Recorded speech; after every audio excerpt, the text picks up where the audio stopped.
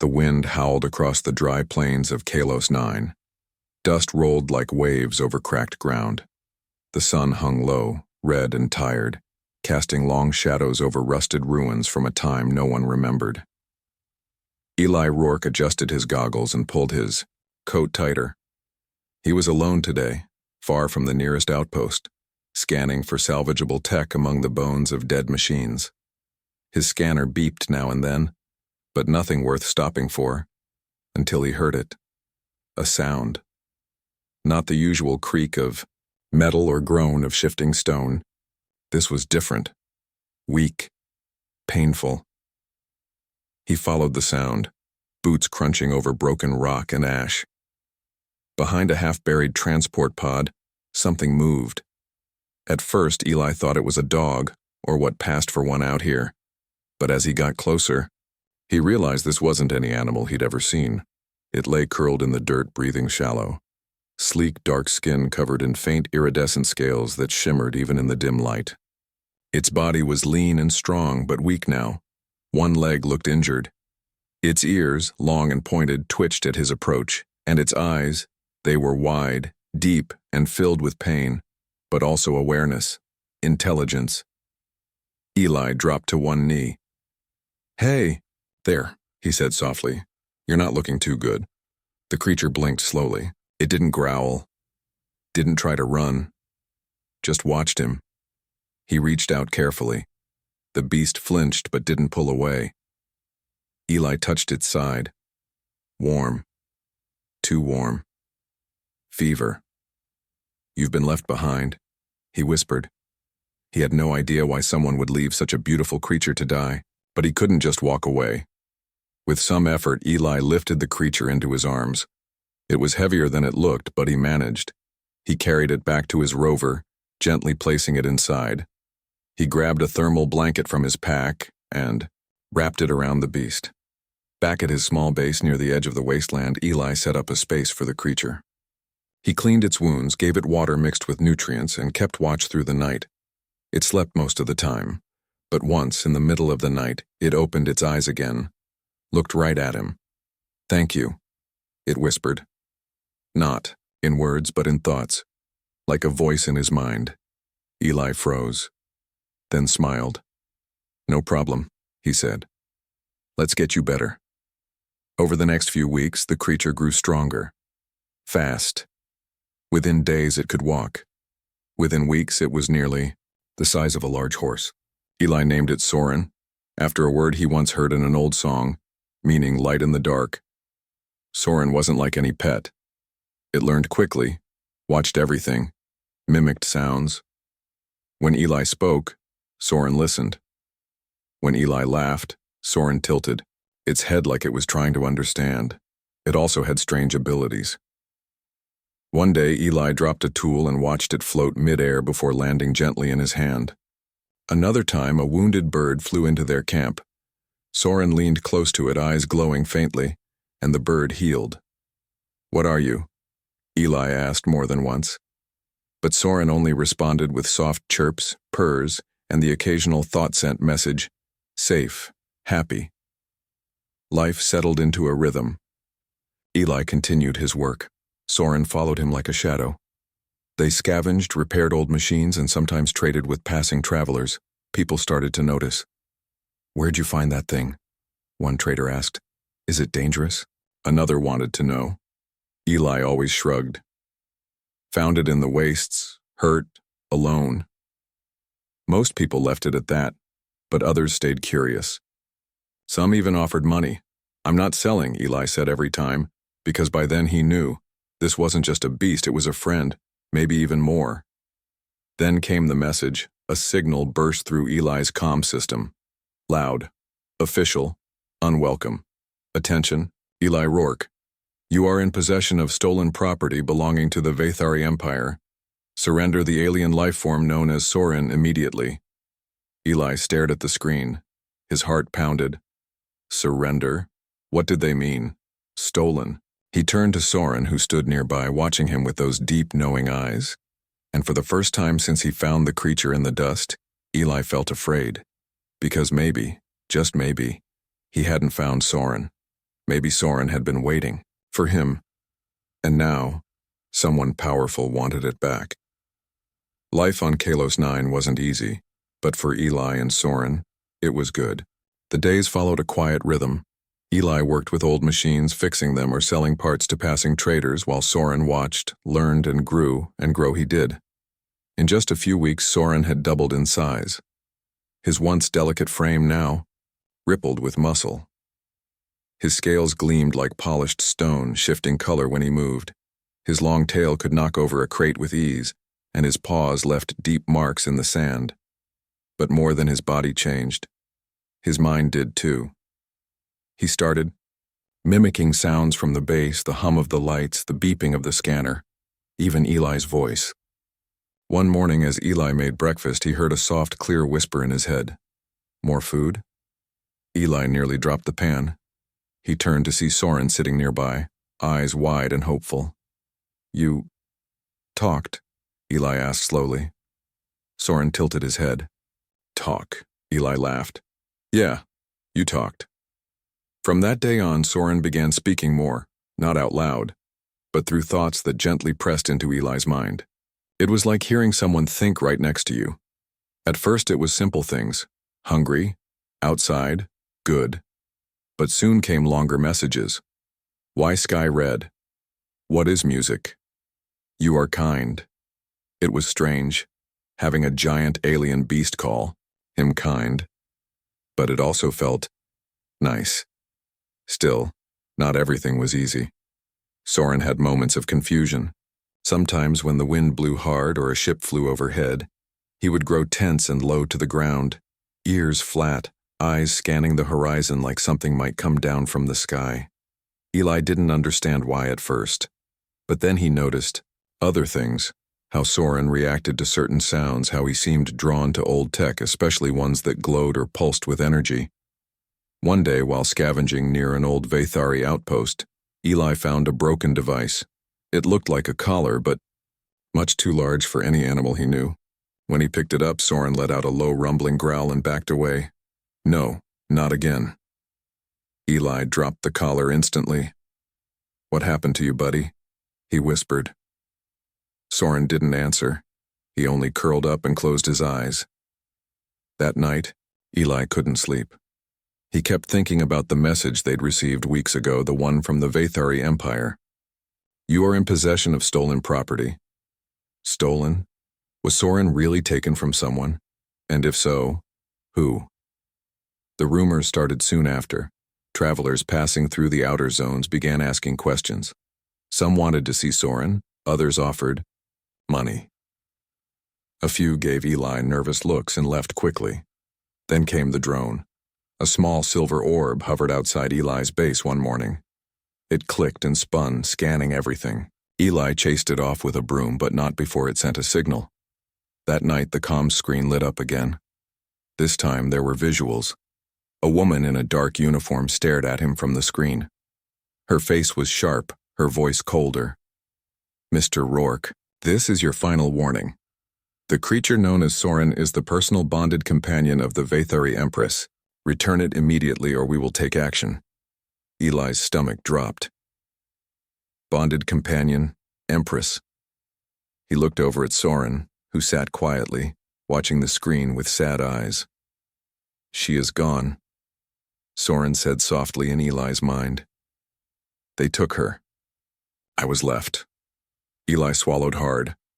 So, you're not just some lost pet, he said quietly. You're important. Soren nodded slightly. I am hers. But now, I am yours. Eli ran a hand through his hair. This wasn't supposed to happen. He was just a guy trying to make a living on a dusty planet. He wasn't ready for this. But looking at Soren, his friend, he knew one thing. He wouldn't give him up, not without knowing the truth. By morning, Eli had made a decision. If Soren had been taken from someone important, if he was truly part of a royal family from another world, then maybe, just maybe, there was still someone out there who cared about him, someone who might help them both. So Eli packed up supplies, checked the rover's engine, and looked at Soren. We're going. On a trip, he said. Soren stood tall, ears forward. Together. Eli smiled. Yeah. Together. As the sun rose over Kalos 9, the rover rumbled to life, kicking up dust, and with it, their journey truly began. Eli had to barter, beg, and bargain for a ride on a small transport ship heading toward the edge of Vethari space. It wasn't fancy, more like a cargo hauler with extra seats, but it had engines that worked and a pilot who didn't ask too many questions. Soren stayed hidden under a tarp most of the trip. He was big now, hard to miss. His scales shimmered even in the dim light of the ship's cabin, and his eyes glowed faintly when he was curious or nervous. Eli kept a hand on him often, just to remind him they were in this together. When they finally reached a mid-sized trade station orbiting a blue-green planet called Nera Prime, Eli felt a mix of relief and worry. This was where the message had come from, the last known location of the Vethari Empress before she vanished. Now, it was time to find out the truth. They landed in a quiet docking bay, away from the main crowds. Eli wore a heavy coat to hide his gear, and Soren moved low to the ground, trying to look smaller than he was. They walked through the station's halls, past traders selling alien spices, robots that danced for coins, and strange creatures locked in glass cages. Eli asked around quietly, looking for someone who knew the Vethari Empress. He told one old librarian in a dusty archive room. The woman raised an eyebrow. That's dangerous talk these days. I'm not looking for trouble, Eli said. I'm just looking for answers. The librarian studied him for a long moment. Then she pulled up a file on her screen. A picture appeared, a tall, elegant woman with silver skin and deep violet eyes. She looked powerful, but kind. Beside her stood a creature. It was Soren. Younger, cleaner, standing proudly beside her. This is the Empress? Eli whispered. Yes, the librarian said. And that is her bonded companion, Soren, the Lightfang, one of only 6 ever created. They were meant to be together until the end of their lives. Eli swallowed hard. What happened? The librarian sighed. A coup. Someone close to the throne betrayed her. The Empress disappeared. So did Soren. Some say they were both killed. Others believe she's still alive, hiding somewhere in the stars. Eli turned to Soren, who was staring at the image with wide eyes. She is alive. Soren sent into Eli's mind. I can feel her. Eli blinked. You can? Soren nodded slowly. She called to me once, long ago. I tried to go back. But they stopped me, locked me away, left me to forget. Eli's heart pounded. But you didn't forget. No, Soren replied. I never forgot her, or you. Just then, alarms began to blare across the station. Security breach.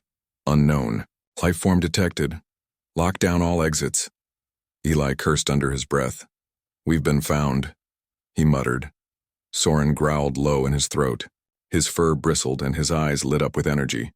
Then the doors burst open. Vethari soldiers poured in, wearing dark armor and holding glowing weapons. Their leader stepped forward, a tall man with golden tattoos across his face.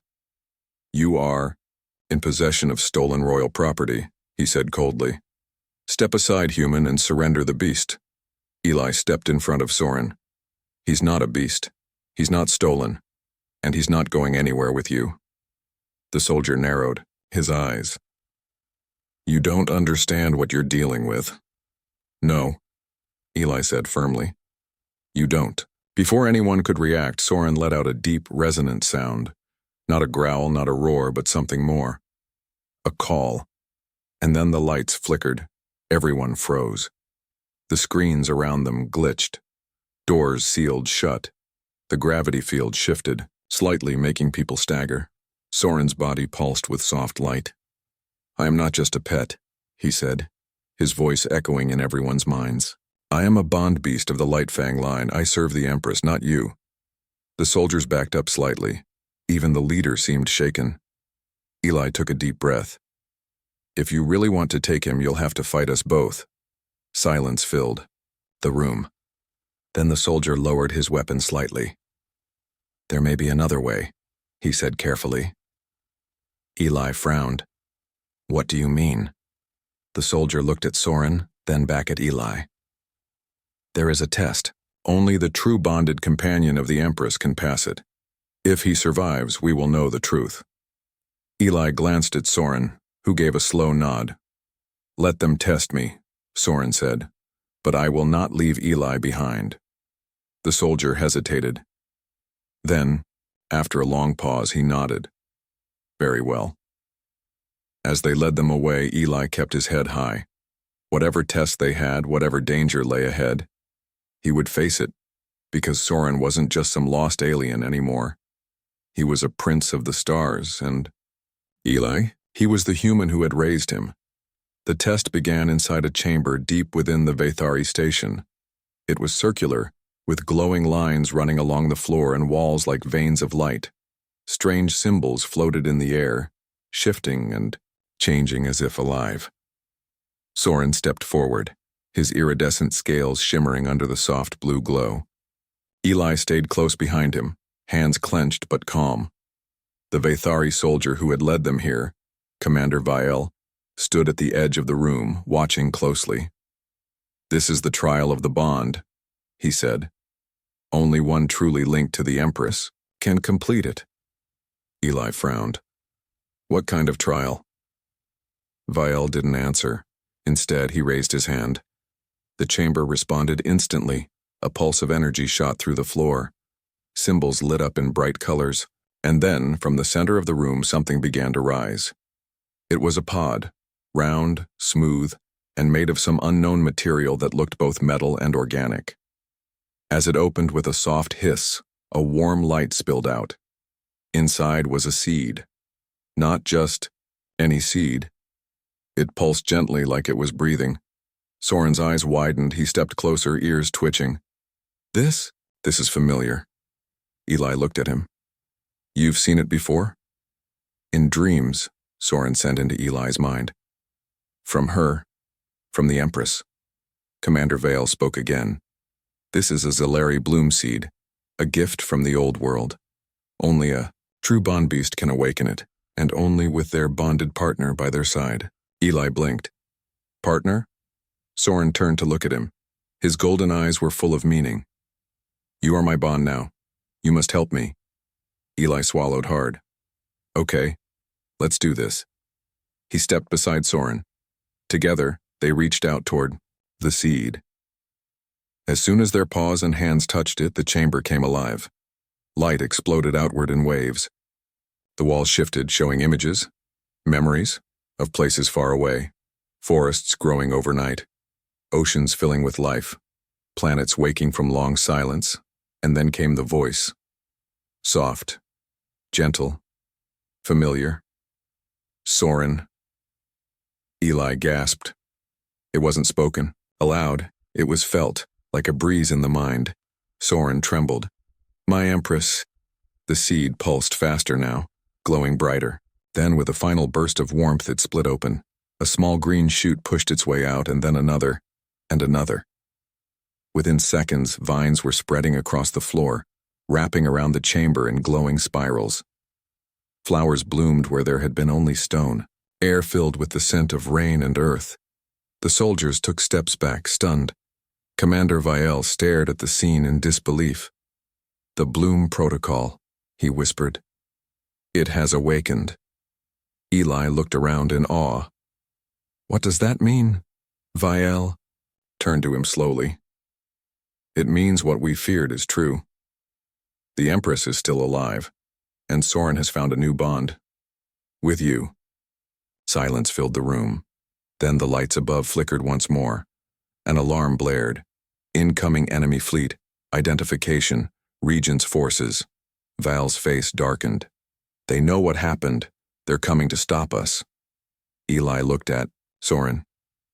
"We need to go." Soren nodded. "The bloom must spread. We cannot let them destroy it." Without waiting for orders, Eli ran toward the exit, Soren close behind. Commander Viel hesitated only a moment before following. "They'll send ships to block our escape. he warned as they raced down the hall. Eli smirked. Then we'll make our own path. Back at the docking bay, the same transport ship that had brought them waited. The pilot, a grizzled woman named Mara, was already powering up the engines when she saw them running. "You two always bring trouble," she groaned. Eli jumped aboard. "Only the good kind." Soren leapt in after, him landing with a soft thud. Commander Vale followed last. "Take us to the outer zone fast." Mara didn't argue. She pulled the throttle. The ship roared to life and shot into space. Behind them, the station began to glow red with incoming fire. But before the Regent's ships could reach them, the Bloomseed's energy surged again, this time not just on the station but across the entire sector. Planets long dead showed signs of life. Dust clouds cleared. Old ruins lit up with forgotten power. Something ancient had woken up, and it was spreading. As the ship flew deeper into space, Eli sat beside Soren, hand resting on his warm side. "What happens now?" he asked quietly. Soren looked out the window, eyes reflecting the stars. "Now we find her." Eli smiled. "The Empress." "Yes, and we plant hope wherever we go." Outside, the galaxy stretched wide and endless, and somewhere in it, the truth was waiting, for them to find it. The stars blurred past as the ship flew deeper into uncharted space. Behind them, the Vathari station was gone, lost in the glow of the Bloomseed's awakening. Ahead, only mystery remained. Soren sat near the window, his large eyes reflecting the endless dark. He hadn't spoken much since they left. His mind was full of memories, flickers of a life he had tried to forget. Eli noticed. "You okay?" he asked, sitting beside him. Soren blinked slowly. Memories return. Eli leaned back. "Want to talk about it?" For a moment there was silence. Then Soren closed his eyes. "I remember her. The Empress. She was kind, strong. Her voice was like wind through leaves. I was born for her, created to protect her, to guide her." Eli listened carefully. "We traveled together. We saw many worlds. We planted seeds of life on barren planets. We brought hope where there was none." Soren's voice in Eli's mind grew quieter. Then came the betrayal. Someone close to her. Someone she trusted. They turned the people against her. Said she was weak. That she did not understand power. Eli frowned. "What happened to her?" Soren opened his eyes. They glowed faintly. "She was taken. I tried to reach her, but they locked me away. Gave me pain. Tried to erase my memories. When that failed, they left me to die." Eli's heart sank. "That's why you were alone in the wastes." Soren nodded. "Yes, but I never forgot her. And now I feel her again. Distant, hidden, but alive." Eli sat up straight. "Then we have to find her." Commander Vale, who had been listening from across the cabin, finally spoke. "She is hiding in the shadow belt," he said. "A place beyond known space. No records, no maps, only whispers." Eli looked at him. "And how do we get there?" Vale gave a small smile. "You don't. But if the Bloomseed responds to Soren, maybe it can lead us." Eli turned to Soren. "Think you can do that?" Soren stood tall. His body pulsed with soft light. "I will follow her call." Across the stars. They spent the next few days preparing.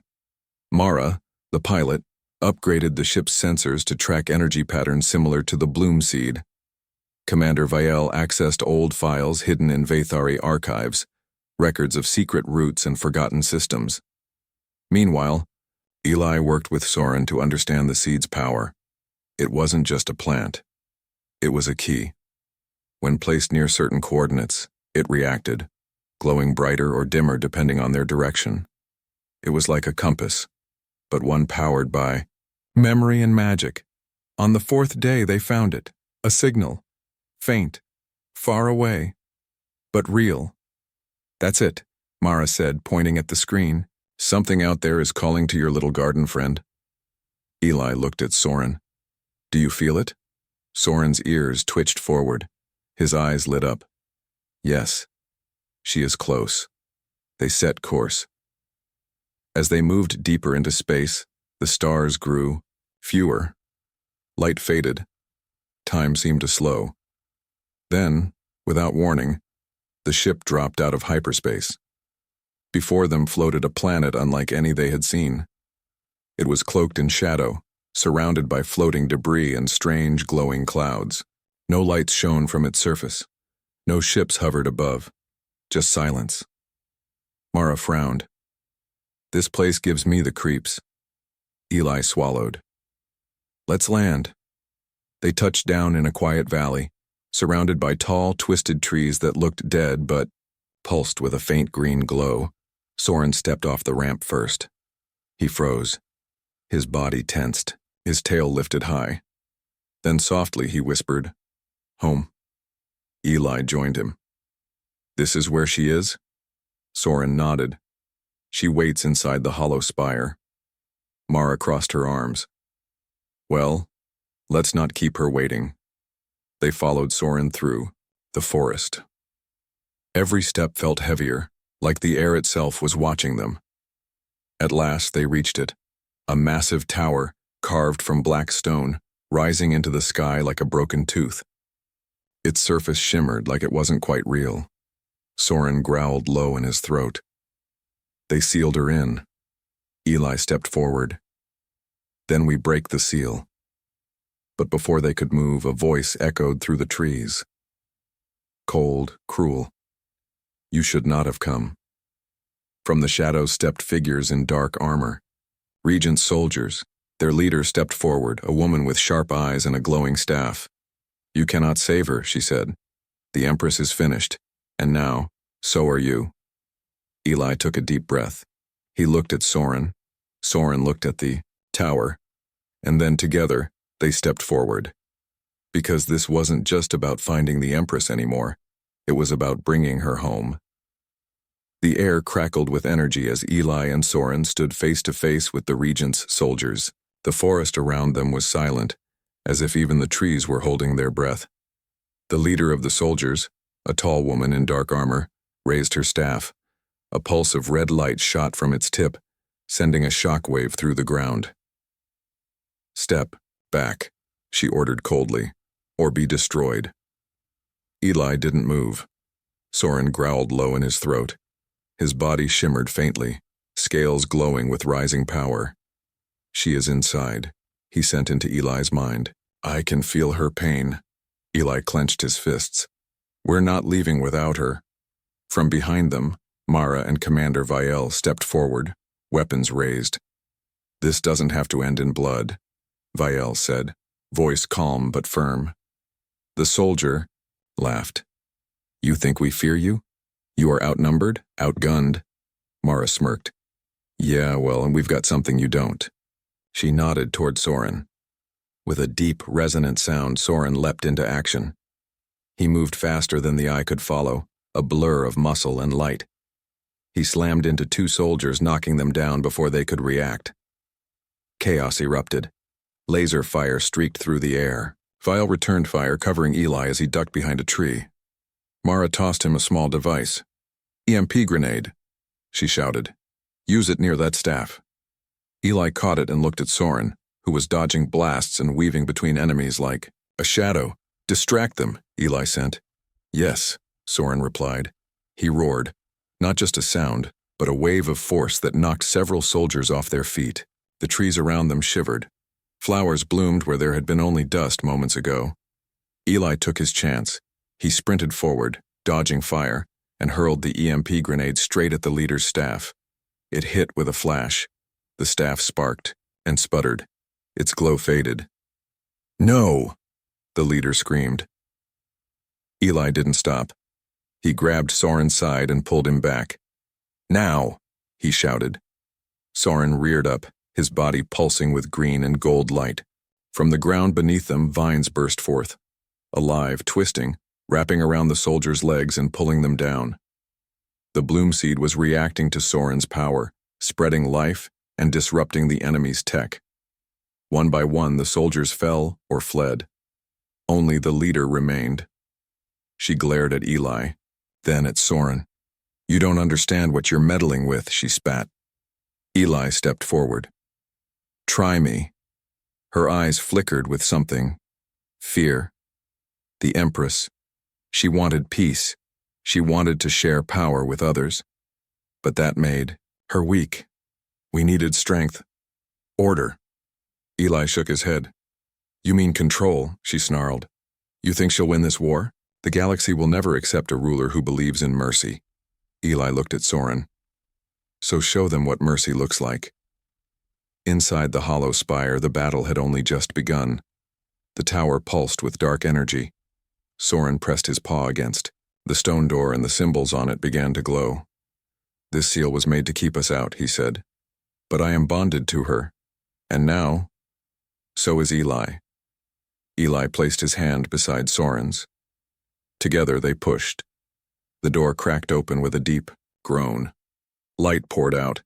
Inside, the chamber was vast and cold. At its center, suspended in a cage of black crystal, was the Vethari Empress. She was pale, tired, but still proud. Her eyes opened slowly. "Soren," she whispered. Soren let out a soft cry and rushed forward.